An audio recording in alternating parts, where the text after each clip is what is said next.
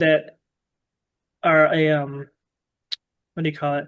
When they were splicing the roots back in Enoch, and they were making chair, what do they call it? Chimera and different mythical creatures. They were trying to create. Chimeras. Yeah. So pigs were one of them things they say where they were trying to blend with a human, which is why the pigs have the same eyes as human and the same skin as a human. Like when you go to get a transplant for a heart or something, they say that the pig's heart, could actually possibly, keep a person alive for a while. Can we talk about something real quick? So I saw this a couple weeks ago, and I just scrolled by it again. Okay, is this why the unclean spirits that Jesus cast out asked to go into the swine? The book of Leviticus, a list of bottom feeders and scavengers unfit for human consumption, includes the swine. This humble pig is labeled unclean and an abomination in verses like Leviticus 7:21 and Isaiah 66, even in many apocryphal books. Also consider this. Why would God allow his own creatures to harbor unclean spirits, as in Luke's story, sending legion to enter the swine rushing into the sea? What if swine are a product of pre-flood corruption, a genetic defilement by rebellious fallen ones? Intriguingly, secular science also reveals a genetic link between swine and humans. For over 3 decades, pigs have served in medical research as translational models. The resemble is so uncanny that pig organs are often used in human surgeries. Biotech companies are even developing genetically modified pig parts for human transplants. But it doesn't stop there. Crematorium operators often note that the scent of burning human bodies is identical to that of cooked pork. Not to mention, Pacific Islander cannibals have even dubbed human flesh long pig, claiming it tastes akin.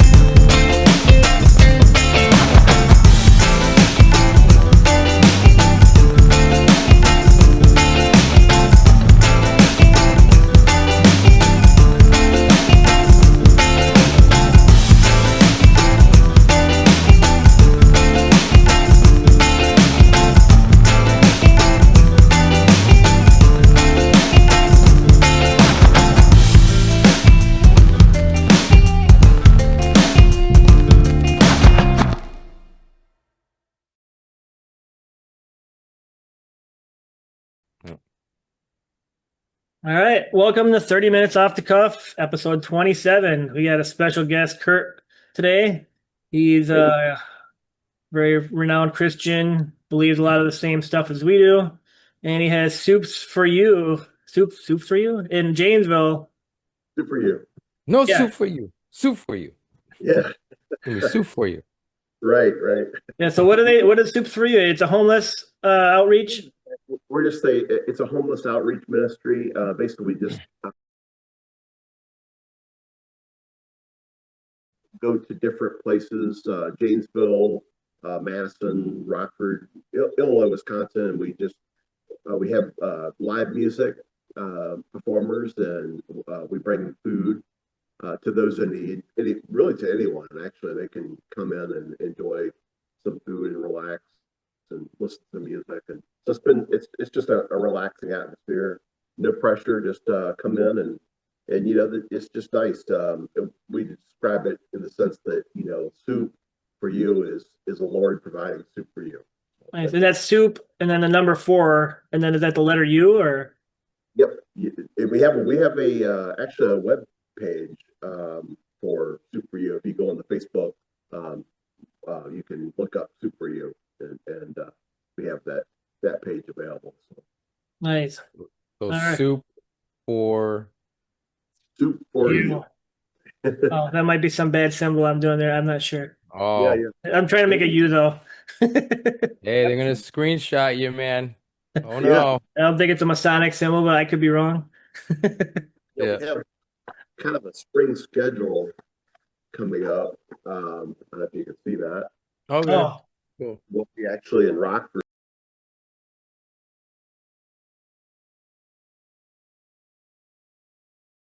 on April 25th at Five Gates Church, and then May we'll be in Madison at the Tiny Homes community, and then actually in Devil's Lake on June 20th. So feel free if you're. We're going to have some free hot dogs and hamburgers, and it's a nice day to explore Devil's Lake and just a relaxed atmosphere. So nice. Yeah. What day is that again? Coming up? be the one at Devil's Lake will be June 20th. Okay, June 20th. All right, that's quite a ways away still. Plenty of time to plan. Yeah, so we try to do these once a month and in different locations, kind of a parachurch. So we go throughout different places, and it's just a real low key atmosphere, that kind of thing. So So no pressure. All right. So what's happening with the world? Gas is kind of crazy. You get like the dispute out in the Middle East between Iran and Israel. What's your take on it, Kurt? What's going on out there? Is Trump telling the truth about all that, or is there's some Well, smoke being blown in our face? it's something else. We were talking about, my wife and I were talking about it today, about especially with the AI videos. Now it seems almost like a lot of these videos you see are just, you can't even tell if they're real or not. It's almost, they've become so perfect with these kind of things. I mean, a lot of the Yeah. stuff, even like a year ago, if we do a lot of these flyers. That actually, that flyer I showed you was an AI, chat GPT. I think that program is Dolly is what they call it, but it will create a flyer for you pretty quickly. I mean, quite beautiful too. Yeah. But it used to be where the wording would like a year ago, the wording was kind of jumbled, and it's not, you couldn't decipher it. But now they perfected it. So I mean, these things are happening so quickly. Yeah. And I think there's a lot of videos now you see, and it's hard to tell even if a video is real. So a lot of Yeah, these, so I guess Netanyahu's bunker, well, according to some sources, got hit, and a bunch of his officials were in there, and there was a big dispute whether or not he's alive still, which has been going on kind of in the conspiracy loops around TikTok and Rumble and all that, because he hasn't released any real videos. He's released, I believe, 5 AI videos. The first one he could clearly tell was AI. He had 6 fingers at various moments of the video, and then he had a cup of coffee at a coffee house that is actually closed right now because of the war. And this cup of coffee was level with the brim of the cup, and it Is wasn't that the, spilling. is that the one where he's out and holding a green cup and he's going like this? I don't know if he's doing a peace sign or not, but I know he's got a cup of coffee and it's level with coffee, and it's moving his hand back and forth, and the coffee's clearly not going over the edges. yeah, And yeah, that's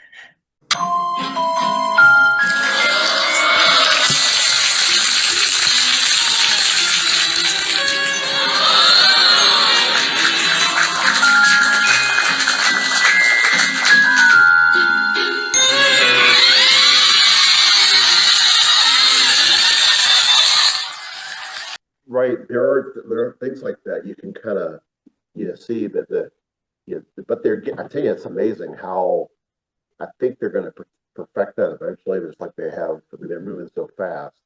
yeah, and the Well, point of those videos were to say that he was still alive, which if you're going to say he's still alive and then he reproduced 5 AI videos, which, you know, I think the third one, he had 7 fingers actually at one point in the video where it was kind of distorted. Yeah. Supposedly the last one, I'm not sure if they couldn't tell if it was AI. AI is saying it's AI, but there's no discrepancies with the cups or the fingers or anything else. So who knows if he's alive or not. I mean, I don't know. Last thing I didn't even know that was going on. I heard Benny Johnson talking about like, oh, he's, you know, out of all things, 6 days later he comes out of his hole. Is he dead? He's dead. We don't know. So I was like, okay, I didn't even know that was going on. I don't know. I mean, I know that. Well, let me not jump the gun here. Um, I was gonna say Robert Mueller. You know, Trump says, you know, I'm glad he's dead. Good. He can't hurt any people anymore. I wonder if he'd say that about Netanyahu. Yeah, well, the guy is self-proclaimed. You know, he renamed his last name from whatever it was to, you know, The Netanyahu, Pol obviously, which means the God's gift to the Polak, world, apparently. Yeah, the he Polak. He switched his was, Polish name to a Hebrew name, and yeah. Anyways, regardless, who knows? I don't know. yeah, we also went Um, down the rabbit hole of like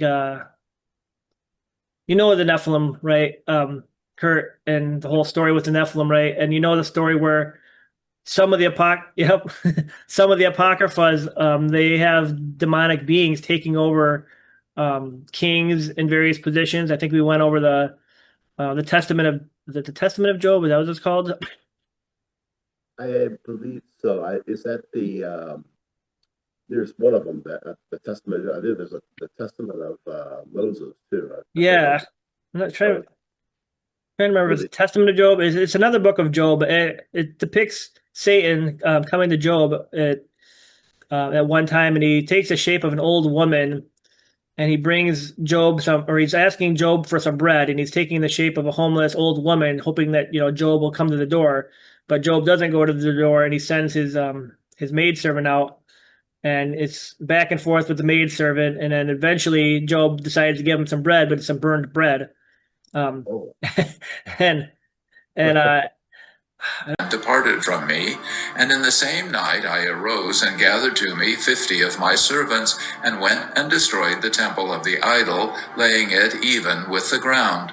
Then I returned to my house, and commanded that the door should be made fast. Hearken now, my children, and wonder, for as soon as I had come into my house, and had commanded the doors to be shut, and had told the keepers of the doors to say to any that came that I was not at leisure to see them, Satan came, having put on the appearance of a beggar, and said to the maid that kept the door, Tell Job that I desire to speak with him. She came to me, therefore, and I told her again, Tell him that I have no leisure to see him. So Satan departed, and took on him another form, and put a wallet on his shoulder, and returned, and said to the maid, Say to Job, Give me bread from thine own hand, that I may eat. Then I took a loaf that was burnt black, and gave it to the maid to give to him, saying, Look to eat no more of my bread, for I am become a stranger to you. But the maid was ashamed to give him the burnt bread, for she knew not who he was. She took therefore a good loaf of her own, and gave it to him. But he was aware of what had happened, and said to her, Go back, unfaithful servant, and fetch me the bread that was given to you to give to me. And she wept, and said, You say well that I am an unfaithful servant, for I have not done that which I was commanded. Then she brought him the burnt bread, saying, Thus says my master, You shall eat no more of my bread, for I am estranged from you. This I give you, only that you may not have it to say that I refused to give aught to my enemy when he asked of me. Satan took the bread, and sent back the maid with the message, As this bread is burnt and blackened, so will I make thy body. In 1 hour I will lay thee and thy house desolate. And I answered him, That thou doest, do quickly, for I am ready to bear whatsoever thou canst bring upon me. Then Satan went up straightway under the firmament of the heaven, and asked of the Lord authority over me and my possessions. And the Lord granted. I remember there was some clever speaking between Job and Satan back and forth, but eventually, he leaves. But it's just a point of how Satan could take the form of, different people. And in also that same book, he takes the form of the leader of the Chaldeans, which come down and raid his place and destroy it. And we know that verse in the Bible where it says, that we don't fight against flesh and blood, but principalities and powers in high places. So we kind of went down some rabbit holes about possible leaders in this world that are not actually human, so to speak. That's true. Yeah, if you think about it, there's the possibility of things like that. I mean, you hear about that in Enoch and some in Jubilees too, where they talk about how the spirits of the Nephilim were divided. There's so many of them that were allowed to be on the earth. And Yeah, Mastodon, I believe, is the one that went to God and said, "Can you at least let 10% of them live so that it can corrupt man?" Or and I don't know why God agreed to it. I guess he's got his reasons, but yeah. It's kind of that somewhere left for the temptation part of it. I think that's where we're talking about the Mastodon. That was kind of an interesting figure that you don't hear a lot. You don't hear about it in the regular in the Bible, but in Jubilees it's mentioned, especially during the time when Abraham was tempted during the when he had to the test actually when he had to go and sacrifice Isaac. He was there. So it's kind of an interesting story. Which book was it where Abraham is going to go sacrifice his son and Satan's putting all these roadblocks in his way? Is that Jubilees or is that one of the other Apocrypha where at one point Satan makes himself a river, like a wall of water, so Abraham can't pass through it? And then Abraham rebukes it and it goes away. Yeah, I wonder if is that in Jasher maybe? Possibly, yeah. And I know then since he couldn't do his wilies with that, he went and pretended he was a young man and tried to deceive Isaac to not going up with his father, which is pretty interesting.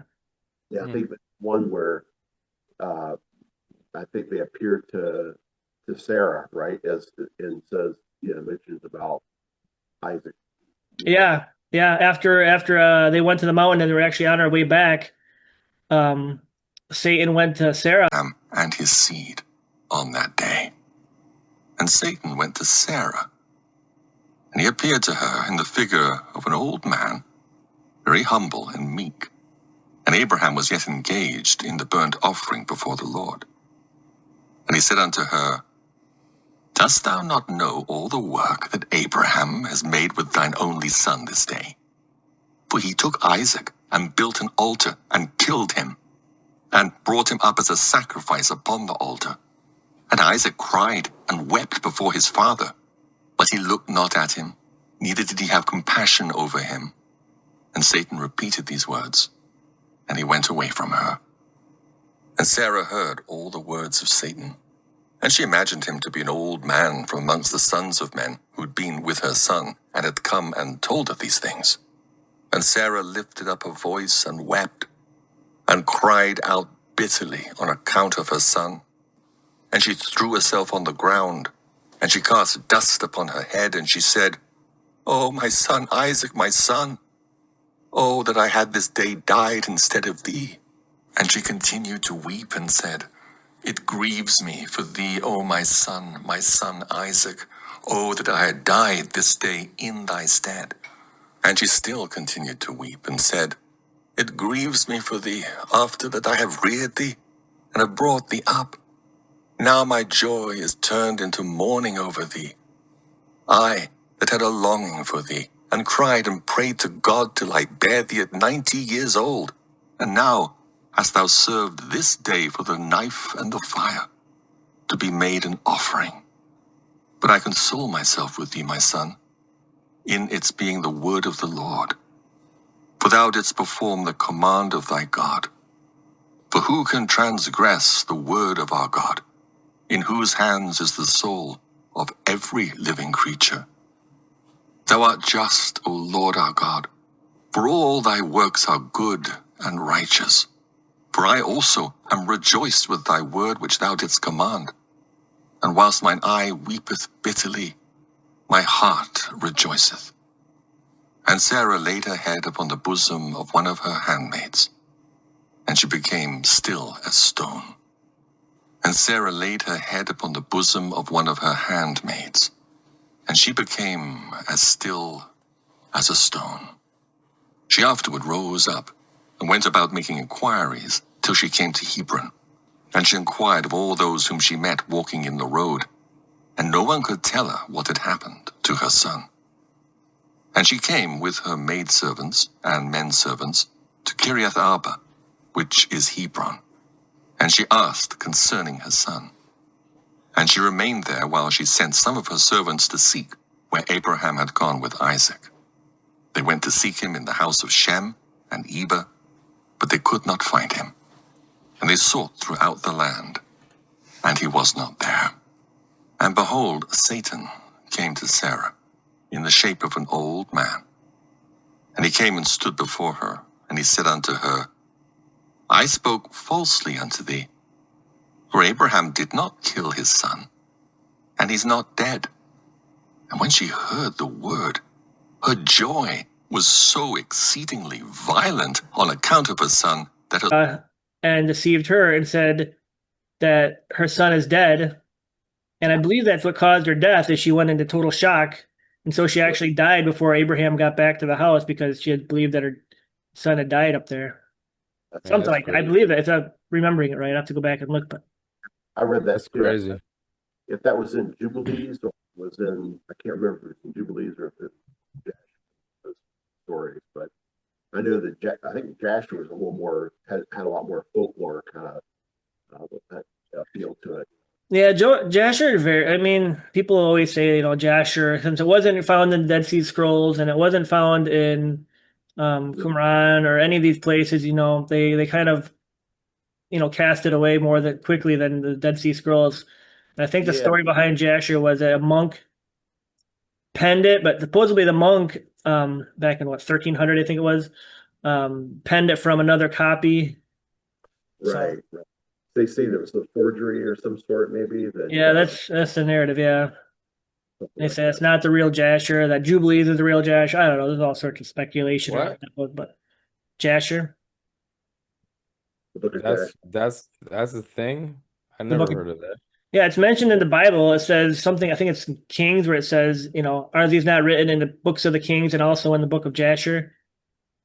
No, about Jasher being Jubilees. Oh yeah, some people say that the real Really? Jasher is actually just the book of Jubilees. Yeah. Right. First time I heard that. Yeah, it's kind of interesting about Jubilees, reading it, to be in kind of a little Genesis, so to speak. Speaking of Jubilees, I wonder what Jubilee we're in now. If you want to go down that other rabbit hole. Yeah. Yeah. Do you know much about the times and seasons and all that? According to Enoch, Kurt, it was. Yeah, this well, I know the one that you and I, this is the one that we were kind of reading through it.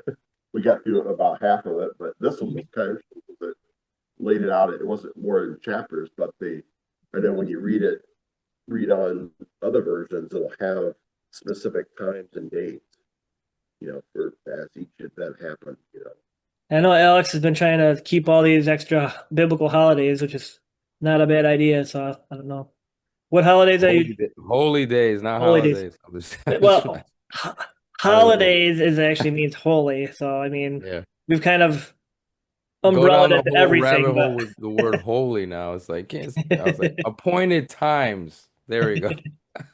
new moons, festivals. Well, I know when we were reading, when we were going through the book of Enoch, that was kind of interesting because, there was, especially during the seasons, like everything happened in order, the moon and the stars, everything kind of followed sequence. And the season came at particular times. And I knew that what was interesting about that is that when mankind would sin, it would cause the seasons to kind of retard. They'd slow down and things Really? off kilter. So as long as people kept righteous, the seasons would happen when they're supposed to, but when things, when things mankind was sinning and things like that, Hmm. it got off. Well, I wonder if that's possible. Maybe there's some truth to that because you know how the earth is always, you know, in this constant toroidal field type of deal, and it's always, you know how like when Abel was taken out by Cain, and or the father's like, I hear his blood coming from there. So it's alive. You know what I'm saying? Like, there's just Right. that must make sense to me what you just told me Sure, that sure. you do bad things and then contracts and then good things Yeah, it says the things. earth groans, from all the Yeah, sin. yeah. So maybe Right. that's wow. Hmm. Yeah, and it's if you get a chance to read that the astronomical section of Enoch, because Enoch's really comprised of like five different types of books. There's little books basically, but the astronomical part is really, I mean, I think it's a big read. Yeah, But doesn't it say somewhere in there where like if you guys go astray and seeking other gods and whatnot, if you do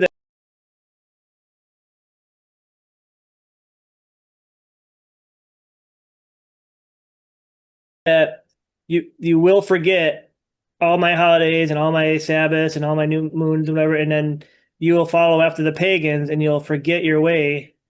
right, I think right. there's a spot in there that talks about that. Yeah, yeah, and that's I think, and that's why when I was kind of reading some of Jubilees, it really kind of it goes hand in hand kind of together too with those sections. They kind of talk about those, with especially the seasons and the times, things like that. Hmm. Do you think there's like we should be keeping time by the sun or the moon or both, or do you think it's just what do you think? What how do you think that the calendar should be set up, do you think? Yeah, it's kind of now looking back at when you read through that, because I know we went through the whole book reading it, but when we went through that section, it almost kind of, you kind of think to yourself, well, where are we at? We're if we wanted to get back on track with us, especially the way Enoch refers to the different seasons, where will we start? It's almost like that. So it does kind of it definitely throws you for a loop. Mm. Well, it seems like a lot of people in the last decade or so or more have been gravitating towards trying to find out the truth with all these types of things. So Oh who yeah, knows? Maybe some is happening soon. yep. It's We, amazing. I've been kind of reading the section about it's about the three parables, and it's just a fascinating section because there's so much prophetic, I mean, prophecy about the Son of Man and sitting on the right hand of the Father, and when you read through that, you think about the Book of Enoch was written, far before Moses, the Mosaic, the five books, and so Enoch would have been, something that Noah would have took on it on the ark, those kind of, and so to receive prophecies like that for something that happens but way far in the future, pretty Right. amazing. But, hmm. Speaking very, of the ark, I was reading some stuff recently. You know how when Ham went in onto Noah and had the and his nakedness was exposed, and he went and told his brothers. What? So there's like three different theories about that. I guess one is that he just simply saw his father's nakedness, and then his brothers came in and walked backwards and covered him. right, right. The other theory is what Mark, I believe, when we were on the podcast, kind of alluded to, where um, Ham had some sort of relationship with his mother, and then they bore Cain, and that was part of the curse. And then the Yes, other theory is that Ham went in unto his father and saw his nakedness. And not only did he do that, but he took the garments of Adam, which is mentioned in some of the other Apocrypha, where the garments of Adam were passed down from Ham's generation. And that was part of the sin as well, because Adam's garments were apparently priestly that God had made him, because Adam was like a priest, right? right. And so when he took those garments, he, kind of usurped to try to be the priest of the family. Wow. And those were obviously passed down to his son, and eventually to Nod, who ended up, it says in the Bible, he got great strength from those clothes. And when Ham begat his firstborn Cush, he gave him the garments in secret. And they were with Cush many days. And Cush also concealed them from his sons and brothers. And when Cush had begotten Nimrod, he gave him those garments through his love for him. And Nimrod grew up, and when he was 20 years old, he put on those garments. And Nimrod became strong when he put on the garments. And God gave him might and strength, and he was a mighty hunter in the earth. Yea, he was a mighty hunter in the field, and he hunted the animals, and he built altars, and he offered upon them the animals before the Lord. And Nimrod strengthened himself, and he rose up from among And ended up building the Tower of Babel and whatnot. But Right. Yeah, I've heard some things. Yeah, I listened to some teach about that, and I know that the word your father's nakedness. I had heard that was referred to like in the Bible as because husband and wife becoming one with each other, that your father's nakedness would be actually your wife. So, and that would be something, some kind of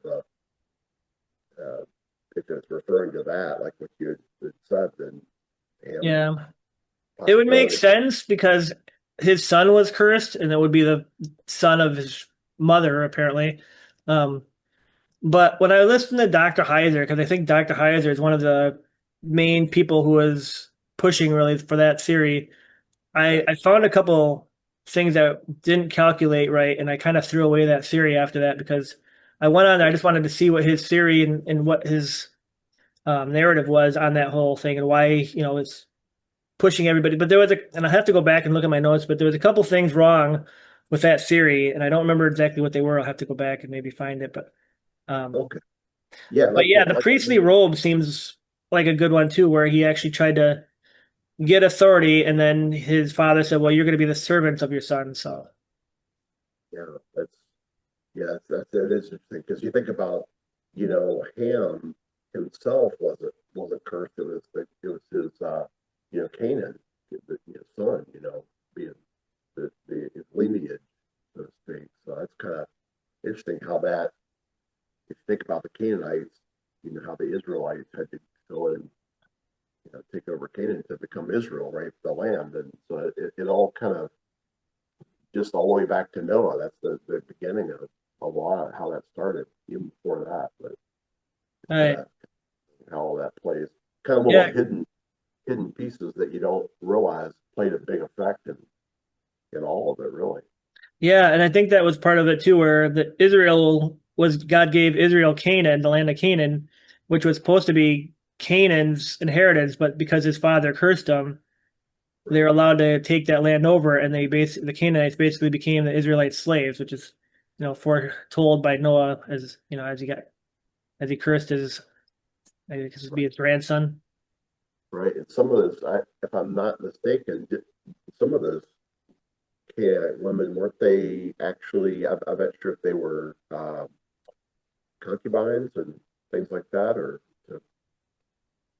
maybe I'm wrong, but The what concubines? What'd you like say? like concubines and other Oh yeah, yeah that yeah. part of the lineage. You think about it. If you think about that, being all part of that, being there, in the land of Canaan. Yeah. Whole cluster, you know what? Yeah, one action, see the results of what happens from one sin. Right. So the days Habit and comes before the fall. Mhm. yeah.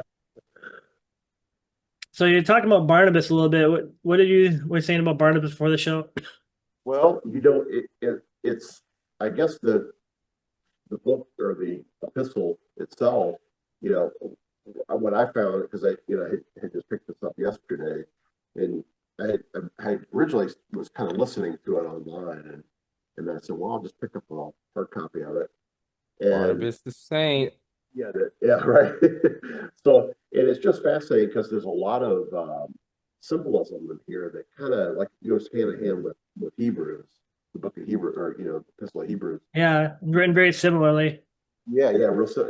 It leads you to believe that it's possibly the same author. I mean, maybe written at different times or stages, but it's almost kind of told like in a sermon kind of narrative when you read it. But there's a lot of little symbolism in here that for instance, I was mentioning the about Abraham. It says in 9:8, for the scripture says, and Abraham circumcised his household 18 males and 300. What then was the knowledge given unto him? Understand you that he says the 18 first, then after the interval 300, in the 18, I stands for 10, H stands for 8. Here you have Jesus in Greek. And because the cross is the T, was to have grace, he says also 300. So he reveals Jesus in 2 letters and the remaining one in the cross. So it's kind of it's some fascinating things in there that Yeah, I think when I read through it, he kind of like pointed out all the different, all the reasons why the clean and unclean, and why the numbers of this, and why he kind of clarified a lot of stuff, which is interesting. especially about the wool and the hyssop, because the kingdom there shall be evil and foul days, in which we shall be saved. For he who suffers pain in the flesh is healed through the foulness of the hyssop. So it's kind of Does he talk about the gold, frankincense, and myrrh as well in there? Do you remember? Yeah, what the symbolism? There were some symbols to that. I know there's some different things. Reading through it, a number of different. Because I remember there's some significance to the gold, myrrh, and frankincense, and that's another thing that Barnabas has in common with the books of Adam and Eve and the book of Cave of Treasures, is that it talks about all the symbolism around Adam. Like, for instance, Adam in the cave, he was getting homesick of the Garden of Eden because God kicked him out of the Garden of Eden in the story, and had to live in the Cave of Treasures. And he was getting homesick for the garden, and God gave him, I think it was gold, myrrh, and frankincense from the garden, and brought it to the cave so that he would remember, the good things there, so he wouldn't be homesick, I guess. And if I remember right, Barnabas might have talked about that, but it also talked about the 6,000 years, which Adam and Eve continually talked about, which would be on earth from the time of Adam to the time of the end, really. And I'm not sure if that's 6,000 exactly, or 6,999. I don't know. There's some speculation for that, but I did try to find the section here for that, but I did read that in here. That was in we'll listen to it the other day. But I know one thing I found was interesting about the pigs. They say, accordingly, you mentioned the swine with this intent, you shall not cleave, says he, such men who are like unto swine. That is, when they are hungry or when they have luxury, they forget the Lord. But when they are in want, they recognize the Lord. Just swine, when it eats, knows not his Lord, but when it is hungry, it cries out, and when it has received food again, it is silent. So there's little symbolisms like that, just swine are some of those creatures that people speculate that are a what do you call it? When they were splicing the roots back in Enoch, and they were making what do they call it? Chimera and different, mythical creatures they were trying to create. Chimeras. Yeah. So pigs are one of them things they say where they're trying to blend with a human, which is why the pigs have the same eyes as human and the same skin as a human. Like when you go to get a transplant for a heart or something, they say that the pig's heart, could actually possibly, keep a person alive for a while. Can we talk about something real quick? So I saw this a couple weeks ago, and I just scrolled by it again. Okay. Is this why the unclean spirits that Jesus cast out, asked to go into the swine. The book of Leviticus, a list of bottom feeders and scavengers unfit for human consumption, includes the swine. This humble pig is labeled unclean and an abomination in verses like Leviticus 7:21 and Isaiah 66, even in many apocryphal books. Also consider this. Why would God allow his own creatures to harbor unclean spirits, as in Luke's story, sending legion to enter the swine rushing into the sea? What if swine are a product of pre-flood corruption, a genetic defilement by rebellious fallen ones? Intriguingly, secular science also reveals a genetic link between swine and humans. For over 3 decades, pigs have served in medical research as translational models. The resemble is so uncanny that pig organs are often used in human surgeries. Biotech companies are even developing genetically modified pig parts for human transplants. But it doesn't stop there. Crematorium operators often note that the scent of burning human bodies is identical to that of cooked pork. Not to mention, Pacific Islander cannibals have even dubbed human flesh long pig, claiming it tastes akin to pork. When they try to put a woman in labor quickly, they use excretions from the pig to hurry that up sometimes. But anyway, yeah, I don't want to say When it. you do ballistics to see if a bullet went through your ear, they use a pig ear. Oh, really? Yeah, and it's like how they push bacon all the time, like above all meat, really. It's kind of interesting. Whenever the media starts pushing stuff, it kind of brings me red flags, but Yeah, it is. It's fascinating that you can use these things for other similar uses. That's one thing that's interesting. That pig, you wouldn't think wow, there's some things there to that. yeah. But I Yeah, know and that the abomination of desolation is kind of what they considered in the Old Testament was a pig, and right, and then bottom feeders, like some of the fish without scales, they tend It's to funny. hunt. It's funny how Legion is like, no, Oh, yeah. no, send us to the pigs. yeah, He's yeah. like, all right, I there you wonder, go. yeah, if it's second best thing to humans, possess pigs, I guess. And they drown Just saying. themselves. Yeah, it's kind of interesting, the whole pig thing. Now, is- is it hogs that he created in the beginning, or Well, were I they think there's actually a difference between our pigs here and the not the warhog. What are the wild pigs? The boars? warthogs? Boars. There's a difference between boars and pigs, apparently. Now, here's the thing. I heard, now tell me if it's this difference between boars, hogs, and all this. They're saying, this is what I've heard. When you put a pig in the wild, it starts growing hair and it turns into like a hog or a boar or something. I've never heard of that. I would assume if you put a pig in the wild, it's pretty much it's going to get run down on the food chain pretty quickly. I don't know how That's well just those what I pigs in heard. America I don't can know. defend Any themselves. farmers out there? Let me know. I don't know. Depending on which part of the planet you're on, I guess. There's tigers and hippos out there. I'm sure that would see if Who knows? Who knows? But yeah, it is I mean, I recommend checking it out. I mean, it's an interesting. I mean, especially if you read Hebrews, you go through Hebrews and then you read this, you definitely say, wow, it's got to be either the same author or Yeah, the only reason it's not the same author is because the church back in the day decided that it was going to be from Paul because they respected Paul more than Barnabas. So he was a higher level in the church apparently, and they thought they could push it into the canon if they ascribed it to Paul rather than Barnabas. And yeah, so many different books that Hmm.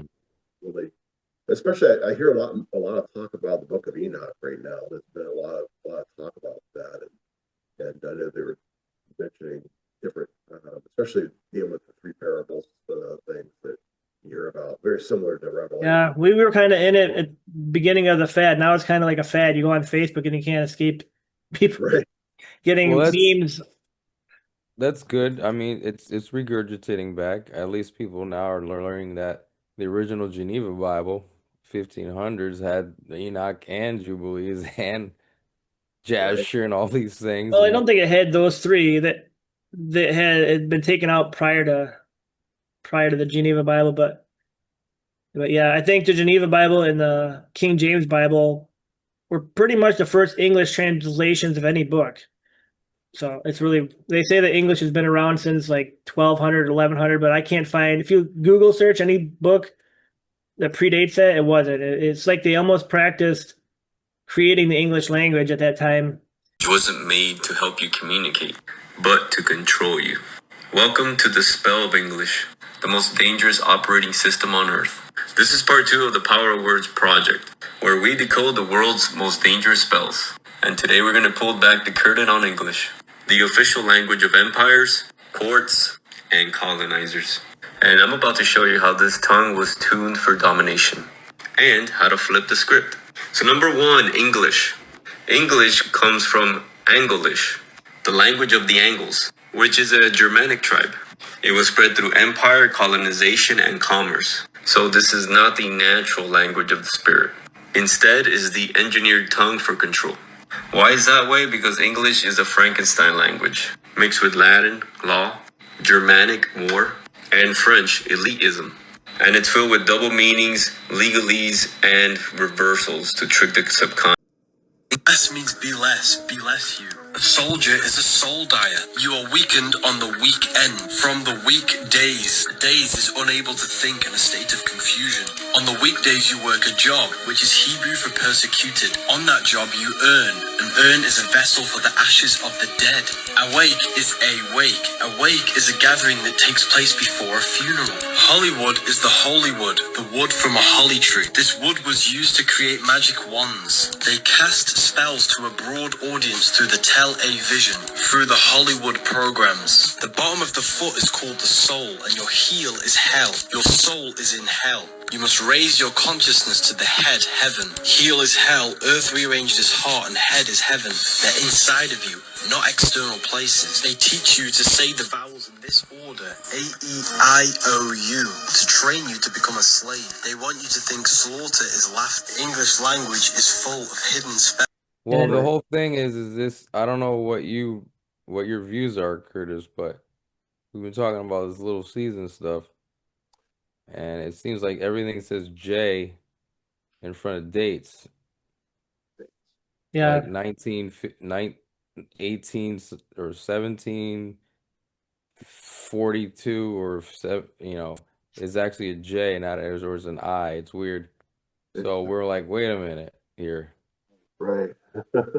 I know. Um, Yeah, it makes you wonder the exact time. What time? I mean, truly are we in? But yeah, it's Oh, stop. Go back real quick. Was That they was so getting hit cool. with missiles? No, look at that. Look at his chair. Oh. You're in the screen of the chair. That was hilarious. Anyways. I was actually looking for my Geneva Bible, and I thought I would have it handy, but it's somewhere. But the Geneva Bible, it doesn't say 1500. It actually has an I, and then a 5. So it's not really 1500. Yeah. It's I 500. Yeah. And Which meant in the year of for, yeah, in the year of whoever was king, 500. We'd like to think it was, the guy sitting right next to me in my background. Oh, you got 2 guys next to you. Well, come on, you can tell. Come on. Yeshua or Yeah. or God or Yahweh, I don't know, or Yahuwah. You got the one with the white hair, if you want to. Father and the Son. We'll just go with that. Yeah, Father and Son. But yeah. So, another call here, but nice talking to you guys, and I definitely recommend that. Oh, we gotta get going. Yeah, I gotta be heading out, but Yep. Yeah, you will have to talk more about it because I'm going to read through it a little more this week and kind of see some other things. All right. Well, it's great having you here. Yeah, bless. So, all right, yeah, nice meeting you, Curtis. We got like 4 minutes, so yeah, we only have a few minutes close left. it out, I guess. Yeah, you guys have a good one, man. Yeah, you too. All right, next time. We'll see you at Soups for You. Oh yeah. Oh yeah, soup for you. All right. See ya. Bye. Yeah, so I guess we didn't get to talk to him about the little season. Well, it's sad, but I was getting there, man. I know. So close. Maybe he'll do that back next week. Did he not know about that, or? I don't know if he knows about that, about saying Well, when you walked away, I mentioned it. I said little season, and I was about to say millennial reign. He kind of went, "Oh yeah, the times we don't know." So we'll see. Yeah, if he comes back on here, we'll have to test that theory out on him. I mean, he's gonna watch it now once you see the. We got 2 minutes left, or 3 minutes left. 3 minutes, all right. I did Yeah, want to so I say, heard I heard a rebuttal against a little season this morning because I was researching a little bit about that, and the biggest complaint somebody had was, well, if the armies are gathered together around the Saints, how are they supposed to cross the Arctic Ocean? So, do you have an answer for that? the Arctic Ocean, they're not going to go up through the Arctic Ocean. It's in the Pacific. Right. So, what are you talking about? Well, if you believe that the that the Saints are in the New Jerusalem, which would be the Arctic, right? Well, it's going to be, it's not really in the Arctic. It's in the heavenly, it's in a realm that you can't really get to, but it's in the north, is what people believe. Right. Well, I don't know if I think it might be on. I don't Again, it's know. moving. According to other people, it's Yeah, yeah, moving. I've heard that Might other end up thing. in Serbia or whatever. The point Yeah, is that they want to go to war with the one king of the north. That's the whole point. yeah. But reality is, if you believe that the Arctic, let's just go with, like it's up there somewhere, and supposedly it's surrounded by the Arctic. But the thing is, wasn't it the Euphrates River is supposed to be the river, the body of water that encompasses the whole land, right? Am I right? Was it the Euphrates, I believe? Possibly, but remember, new people are saying that America has the Euphrates, Mississippi. So Well, what if the Euphrates is actually the Arctic? And it says that the Euphrates is going to dry up in the end, right? I Or don't know. I that's what it mean, didn't they says. say it was already dried up? Some places are already dried up, like Well, that's if Mississippi. you believe Israel's Israel, yeah. But Well, if Israel's you not Israel. right, The but whole if you thing believe back there, you're in this fake Hollywood scene back there, and you're right, I know. That's not that's not Israel. That's no, Palestine. But right? so let's just go with Israel. Let's just say is the New Jerusalem, whatever, is in the north, and the saints are there, and you got the Arctic Ocean. What if the Arctic Ocean is actually the Euphrates? And what if that's going to dry up? Because on the old maps, parts of those land and some maps actually connected to the Arctic. So, or not the Arctic, but the what do they call that? Hyperborea. Yeah, Yeah. in So the I don't know. strait and Maybe all that. maybe maybe the Arctic will dry up. Maybe who knows? Let's see. Well, according to Leaving Babylon, her work, maybe people should revisit that. That can Yeah, probably fill in some blanks. So, maybe. All right. but Well, it looks like we're out of time now. So yeah, we'll have to time flies when you're talk having fun. about it. All right. Well, we'll see you back here next week. Peace. God bless. Bye.